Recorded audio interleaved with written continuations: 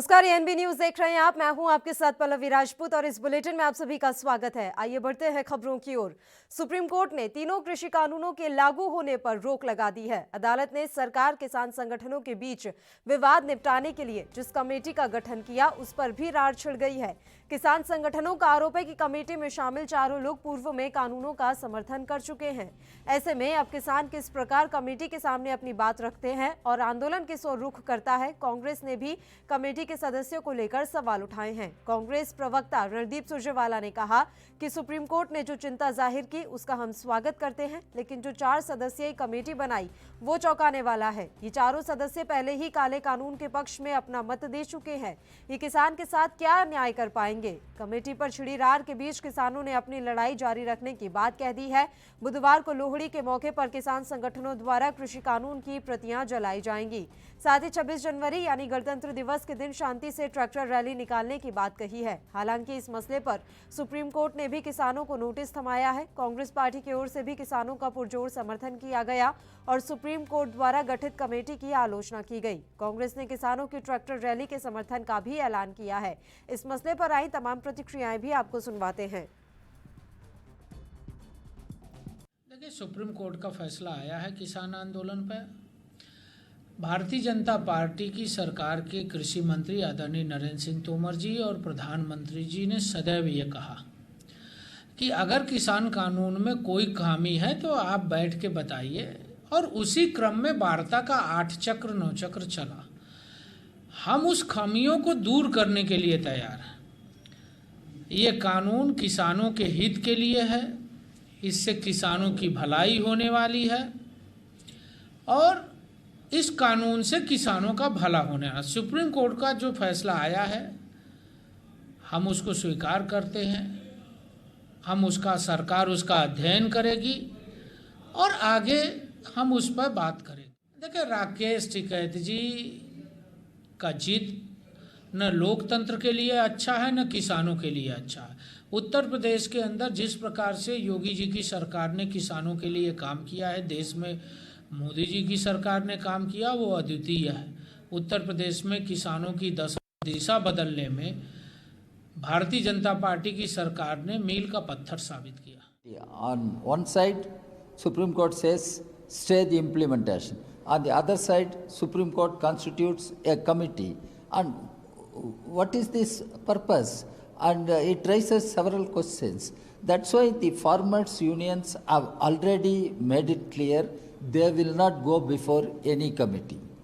And it is for the government, going by the views expressed by the Supreme Court, government should take a position to repeal these 3 laws.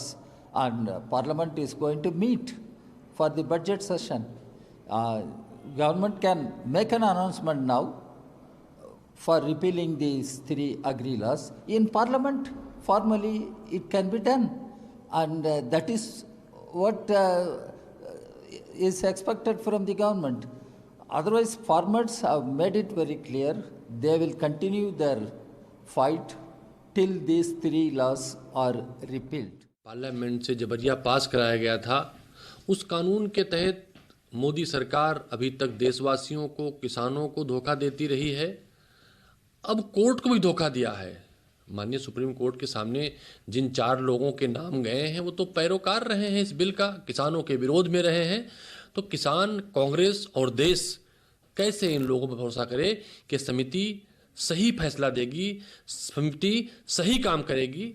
मुझे लगता है ये आंदोलन देश का इतिहास बदलने वाला आंदोलन होगा और यकीनन सत्यमेव जयते जो कहा गया है, सत्य की जीत सदैव हुई है, देश में किसान भी जीतेगा। देश के किसानों ने पहले भी कहा था, देश की संप्रभुता को, देश के सम्मान को ठेस नहीं पहुंचाएंगे। उन्होंने शांतिपूर्वक ढंग से अपने आंदोलन को जारी रखा, अपनी मांग को जारी रखा। ये अलग बात है कि मोदी सरकार ने किसानों के मामलों में पूरे दुनिया में भारत का कहीं न कहीं अपमान किया है। जिस तरह से पूरे दुनिया में किसानों के समर्थन में आंदोलन हुए, मांगे तेज हुई, लोगों ने अपने समर्थन दिए, लेकिन सरकार अपना अहंकारी रवैया अख्तियार करके, तिकड़मबाजी करके किसान आंदोलन को विभिन्न प्रकार से तोड़ना चाहती है। किसान न तो देश के खिलाफ बोलता है, न सरकार के खिलाफ मुखर होता है। किसान अपनी मांग को, चूंकि देश का अन्नदाता है, वो अपने हक की बात करता है, उसे अपने हक चाहिए होता है। देखिए, अब तो किसान यूनियन को फैसला लेना होगा, उनको निर्णय लेना होगा कि जो सुप्रीम कोर्ट ने अपना ऑब्जर्वेशन दिया है वो उनके पक्ष में है या नहीं है। मेरा ख्याल है कि अभी तक उनका कोई रिएक्शन इस पे आया नहीं है। तो पहले ज़रूर ये बात आई थी कि पूरी तरह से जब तक निरस्त नहीं होता है तब तक हम किसी भी और इस मसले पर तमाम चर्चा के लिए वरिष्ठ पत्रकार आरबी उपाध्याय जी इस समय लाइव हमारे साथ जुड़ गए हैं। सीधा उन्हीं का रुख कर लेते हैं। आरबी उपाध्याय जी, किस तरह से आप किसान आंदोलन को आप देख रहे हैं? सुप्रीम कोर्ट ने जैसे ही 4 सदस्यीय कमेटी के गठन का फैसला किया, उसके बाद से तमाम प्रतिक्रियाएं आ रही हैं और रार अभी भी जारी है। किसानों को रास नहीं आया है ये फैसला। देखिए पल्लवी जी सर, जो कोर्ट है, कोर्ट अपने ऊपर कोई भी वो नहीं लेता है कि वो उस तरह का कोई फैसला दे दे जिससे ये हो कि भी कोर्ट मनमानी कर रहा है।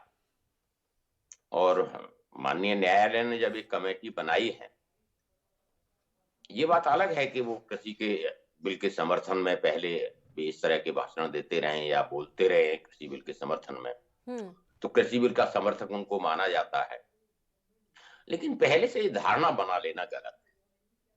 देखिए, जब माननीय न्यायालय ने उन्हें एक जिम्मेदारी सौंपी है तो भले ही वो समर्थक रहे हों बिल के, लेकिन जब कमेटी के सामने किसान प्रस्तुत होगा, जब उसके समक्ष जाएगा किसान अपनी बात रखेगा और कमेटी बाउंड होती है कि किसान की जो भी आशंकाएं हैं, शंकाएं हैं, वो उन सबको लिपिबद्ध करेगा, उन सबको पूरा एक नोट बनाएगा और फैसला नहीं देगी ये कमेटी। ये कमेटी अपनी फाइंडिंग्स वो कोर्ट में प्रस्तुत करेगी और फिर कोर्ट उन सब फाइंड्स के ऊपर विचार विमर्श करने के बाद कोई फैसला लेगा। तो पहले से मन बना लेना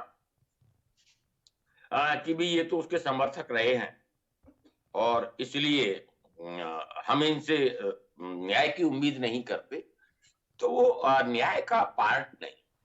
ये बात अलग है कि उनको एक जिम्मेदारी दी गई है और वो अपना पक्ष रखेंगे, किसान अपना पक्ष रखेंगे और पूरी एक डिटेल रिपोर्ट तैयार होगी और डिटेल रिपोर्ट तैयार होने के बाद उनको कोर्ट में प्रस्तुत की जाएगी। फिर कोर्ट बिंदुवार उन सब पर गहन विचार करेगा और वहां अभी से इस तरह का असंतोष पैदा हो जाना मैं समझता हूं कि न किसानों के हित में है, न कोर्ट के हित में है और न सरकार के हित में है। बिल्कुल। देखिए सर, ये बात लगातार सुप्रीम कोर्ट के द्वारा भी कही गई है कि मध्यस्थता की भूमिका में नहीं है ये कमेटी सिर्फ निर्णायक भूमिका निभाएगी। तो इस बात को समझना इतना मुश्किल क्यों हो रहा है किसान संगठनों के लिए? देखिए, सरकार पर आपको भरोसा नहीं था, समझ में आ रहा है कि आपको सरकार पर भरोसा नहीं और लगातार बातचीत के बाद भी कोई हल नहीं निकल पाया। जब सुप्रीम कोर्ट का रुख किया गया और सुप्रीम कोर्ट ने तमाम बातें कही हैं, तो अब किसी का तो विश्वास करना पड़ेगा, अन्यथा कैसे सुलझ पाएंगे इस मसले से? देखिए, विश्वास करना लाजमी है और न्याय व्यवस्था जब जब जरूरत हुई है, आपने देखा होगा बड़े साहसिक फैसले न्याय व्यवस्था की ओर से आए हैं। तो न्याय व्यवस्था में हम सबका पूर्ण विश्वास होना चाहिए, न्यायालय में पूर्ण विश्वास होना चाहिए और अपनी बात कमेटी के समक्ष रखनी चाहिए, लिखवाना चाहिए, अपनी बातों को रिटन में देना चाहिए और जो आप देंगे, जो भी आप देंगे, वो कमेटी बाउंड है। तो वो कमेटी उन सब जो भी आप लिखित दस्तावेज प्रस्तुत करेंगे उन सबको कोर्ट के समक्ष रखेगी। अब कोर्ट को फिर फैसला लेने में आसानी होगी। कोर्ट अपनी तरफ से अगर कोई फैसला लेता तो किसानों में भी नाराजगी होती कि भाई तानाशाही रवैया कहीं ना कहीं माननीय न्यायालय ने न्यायाधीश ने अपनाया है। तो होता यही है।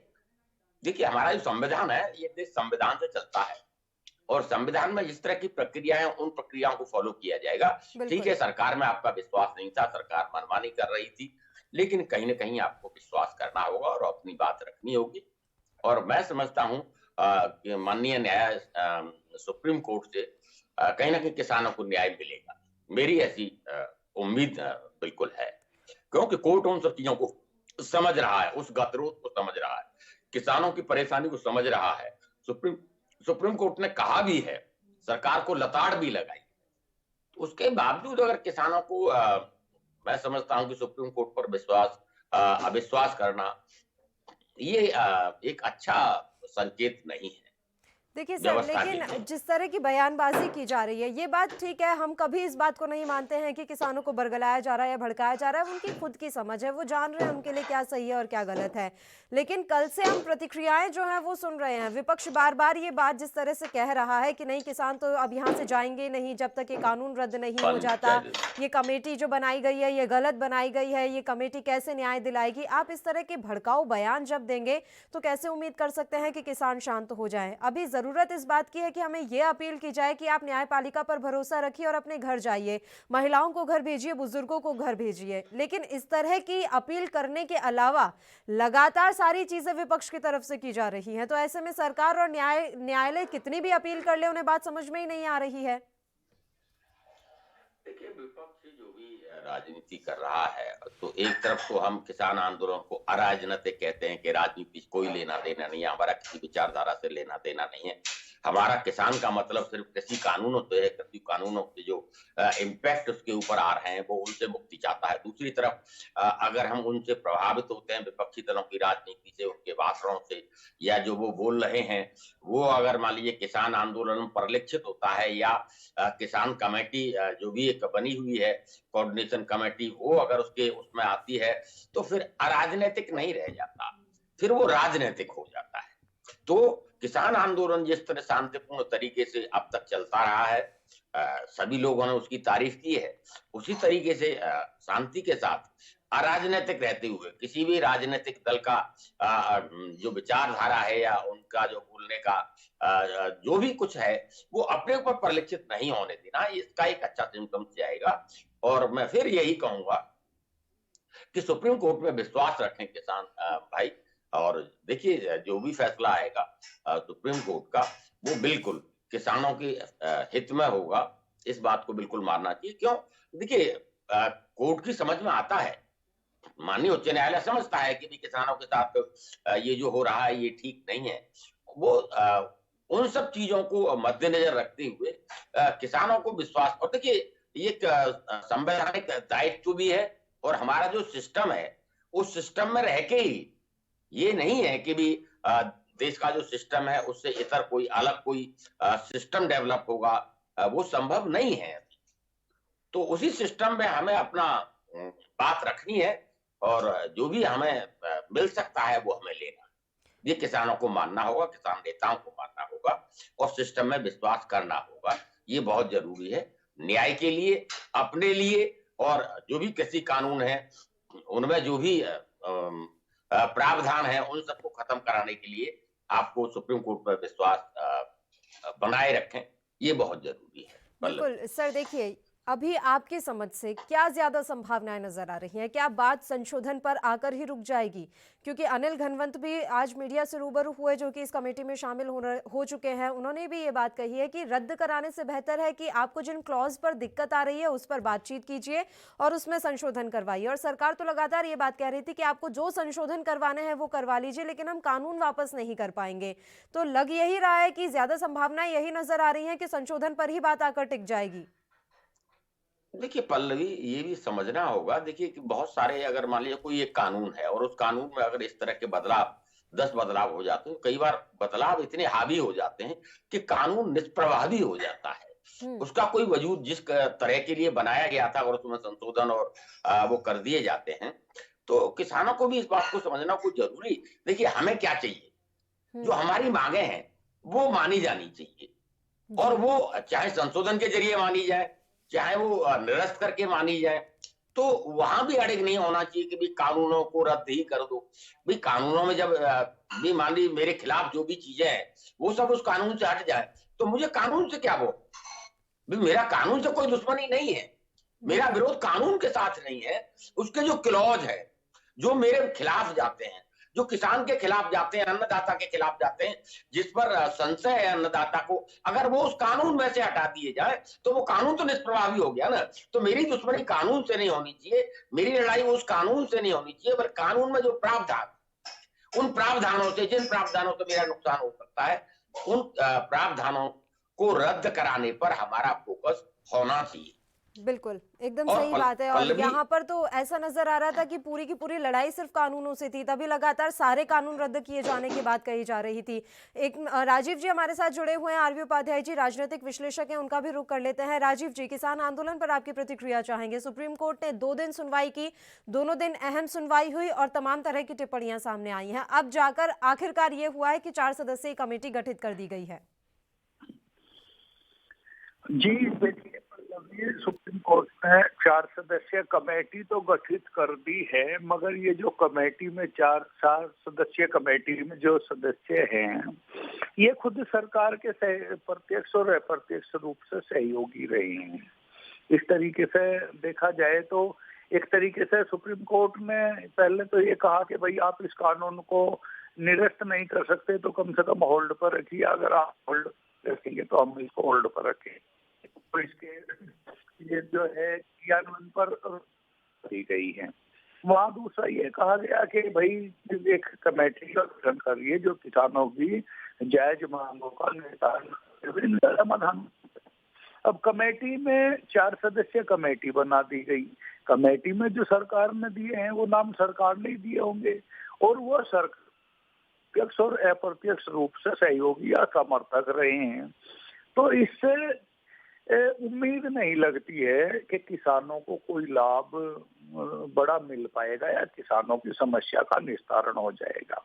ये सारा मामला इसलिए जो है गोलमोल करके किया जा रहा है कि किसानों ने चेतावनी दी थी कि वो 26 जनवरी को यानी गणतंत्र दिवस के उपलक्ष्य पे जो परेड होगी गणतंत्र दिवस पर, उसको राजपथ पर ट्रैक्टर ट्रॉलियों से और उसमें शामिल होंगे। तो कहीं न कहीं जो है सरकार की इसमें नाकामयाबी भी थी और सरकार इनको रोक पाने में नाकामयाब भी हो रही थी, क्योंकि ये भी अंदेशा जताया जा रहा था कि किसान दिल्ली में अगर घुसेंगे, कुछ करेंगे और ट्रैक्टर ट्रॉलियों को लेकर के 26 जनवरी की परेड में शामिल होंगे तो उन पर पुलिस फायरिंग या मिलिट्री लगा करके उनको रोका जाएगा।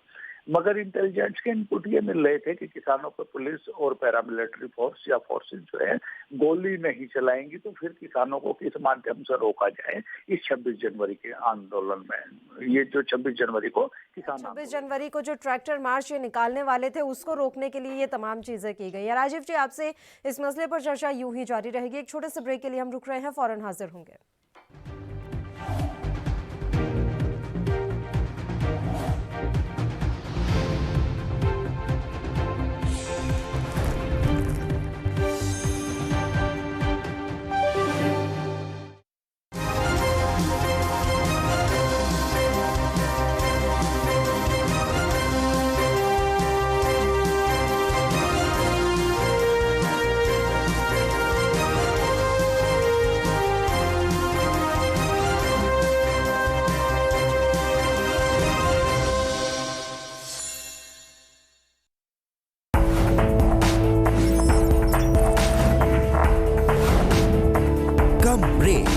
और ज्यादा खबरों के साथ देखिए ANP news in channel number पर। लखनऊ से लेकर चंडीगढ़ तक, मुंबई से लेकर रायपुर तक, क्या है राजनीति की हलचल, क्या है समाज का मिजाज। राजधानी लाइव, हमारी नजर, आपका फैसला, हर रोज सुबह 8 बजे सिर्फ ANP न्यूज पर।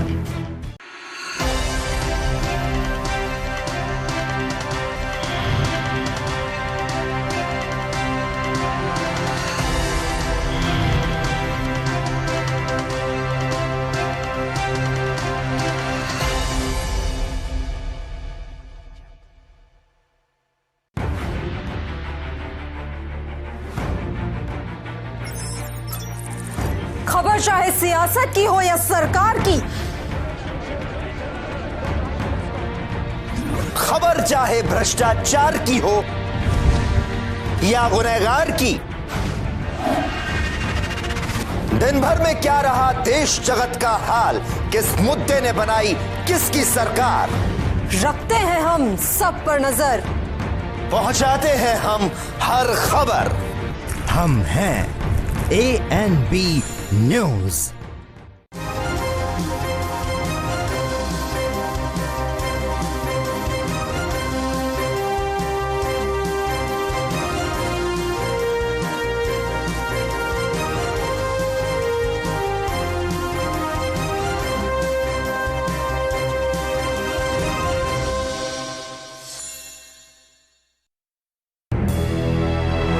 लखनऊ से लेकर चंडीगढ़ तक, मुंबई से लेकर रायपुर तक, क्या है राजनीति की हलचल, क्या है समाज का मिजाज। राजधानी लाइव हमारी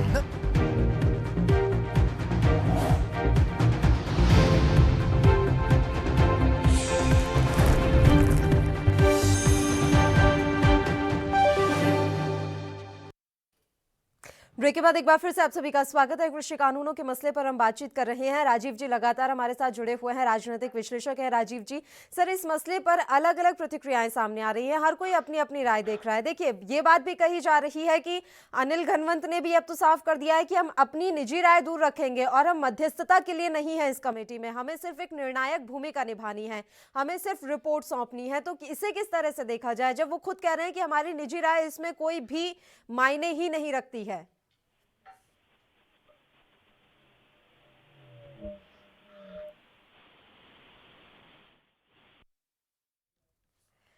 राजीव जी तक आवाज हमारी नहीं पहुंच पा रही है और ये सीधी तस्वीरें इस समय आप देख रहे हैं किसानों की। विरोध प्रदर्शन अभी भी लगातार जारी है, 50 दिन होने को आए हैं लेकिन किसानों का ये प्रदर्शन खत्म होने का नाम नहीं ले रहा है। और ये एससी की कमेटी पर जो रार है वो भी लगातार जारी है। आज किसानों के आंदोलन का आप देख रहे हैं, ये तस्वीरें लाइव तस्वीरें हैं ये, और आज किसान जो है कानून की प्रतियां भी जलाएंगे।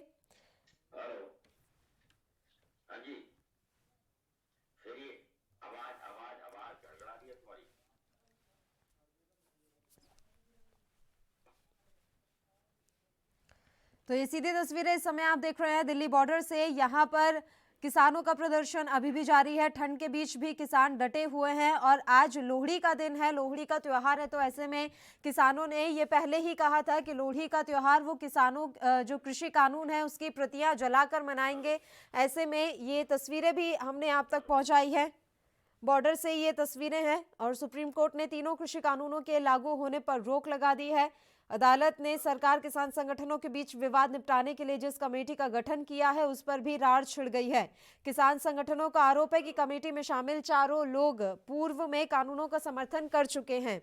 ऐसे में अब किसान किस प्रकार कमेटी के सामने अपनी बात रखते हैं और आंदोलन किस ओर रुख करता है, ये देखना रहेगा। बुधवार को लोहड़ी के मौके पर किसान संगठनों के द्वारा कृषि कानून की प्रतियां जलाई जाएंगी। साथ ही 26 जनवरी यानी गणतंत्र दिवस के दिन शांति से ट्रैक्टर रैली निकालने की बात कही है।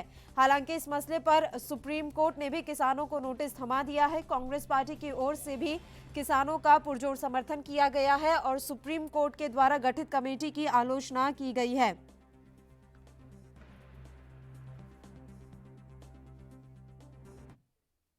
चलिए अब बढ़ते हैं अगली खबर की ओर। कृषि कानूनों के खिलाफ किसानों के आंदोलन के बीच कांग्रेस की नजर हरियाणा पर है। हरियाणा में भाजपा सरकार पर दबाव बढ़ता जा रहा है।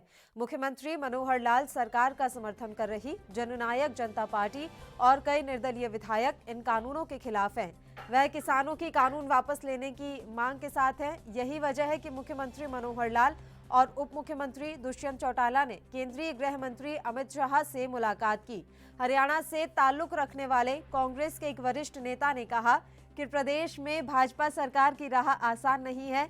जननायक जनता पार्टी के अध्यक्ष के तौर पर दुष्यंत चौटाला ने इस मुद्दे पर सख्त रुख नहीं अपनाया तो कई विधायक उनके खिलाफ जा सकते हैं, क्योंकि जजपा को ग्रामीण क्षेत्रों से समर्थन मिला था। ऐसे में सरकार में बने रहने के लिए दुष्यंत चौटाला किसानों के हितों की अनदेखी करते हैं तो उन्हें अपने विधायकों को एकजुट रखना मुश्किल पड़ जाएगा। कांग्रेस के एक वरिष्ठ नेता ने कहा है कि जजपा के कुछ विधायक अपनी पार्टी के खिलाफ रुख अपनाते हैं तो निर्दलीय विधायक भी पाला बदल सकते हैं। पूर्व मुख्यमंत्री भूपेंद्र सिंह हुड्डा पहले ही राज्य सरकार के खिलाफ विधानसभा में अविश्वास प्रस्ताव पेश करने का ऐलान कर चुके हैं। कांग्रेस का मानना है कि दुष्यंत चौटाला सरकार का साथ नहीं छोड़ेंगे, ऐसे में उनके विधायक बगावत का रास्ता अपना सकते हैं। अविश्वास प्रस्ताव इसी रणनीति का हिस्सा है ताकि किसानों के सामने दूध का दूध और पानी का पानी किया जा सके। तो कांग्रेस ने बड़ा निर्णय लिया है। हरियाणा विधानसभा में अविश्वास प्रस्ताव लाने की तैयारी हरियाणा कांग्रेस की तरफ से की जा रही है। कृषि कानूनों के खिलाफ किसानों के आंदोलन के बीच कांग्रेस की नजर अब हरियाणा पर है। हरियाणा में भाजपा सरकार पर दबाव लगातार बढ़ता जा रहा है। मुख्यमंत्री मनोहर लाल सरकार का समर्थन कर रही जननायक जनता पार्टी और कई निर्दलीय विधायक इन कानूनों के खिलाफ हैं। वहीं भारत की धार्मिक विविधता का ब्रिटेन भी कायल हो गया है। ब्रिटेन की संसद में चर्चा के दौरान कहा गया कि बहुसंख्यक हिंदुओं की भारी तादाद के बावजूद भारत में धार्मिक विविधता तारीफे काबिल है। इस दौरान चर्चा में साझा वैश्विक चुनौतियों से निपटने के लिए ब्रिटेन भारत अंतरधर्मवार्ता को बढ़ावा देने के लिए किए गए महत्वपूर्ण कार्यों को भी रेखांकित किया गया।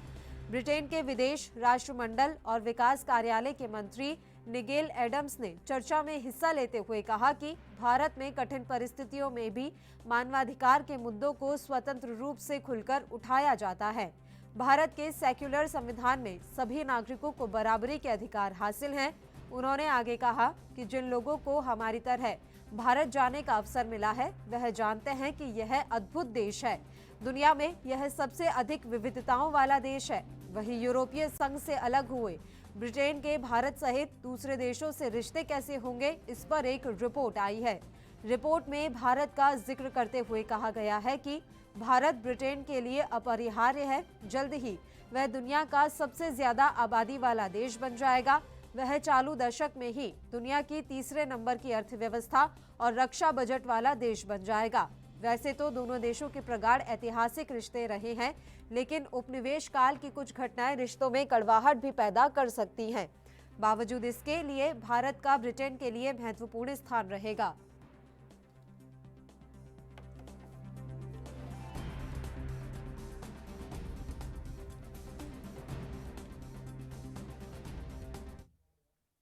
और इसी के साथ इस बुलेटिन में फिलहाल के लिए इतना ही। मुझे दीजिए इजाजत। देश प्रदेश की तमाम ताजा और अहम खबरों के लिए आप देखते रहिए ANP न्यूज। नमस्कार।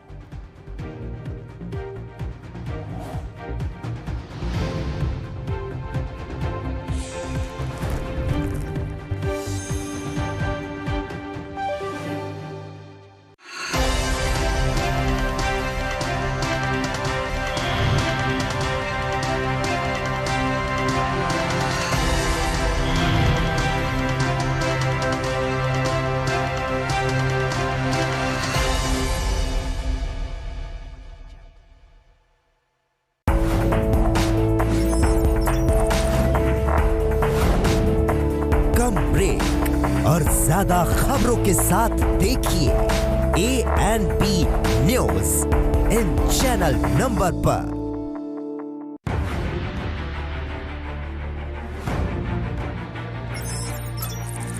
खबर चाहे सियासत की हो या सरकार की, खबर चाहे भ्रष्टाचार की हो या गुनहगार की,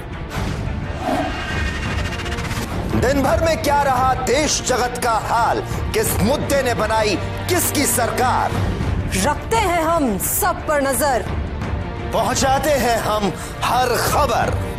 हम हैं ANP न्यूज।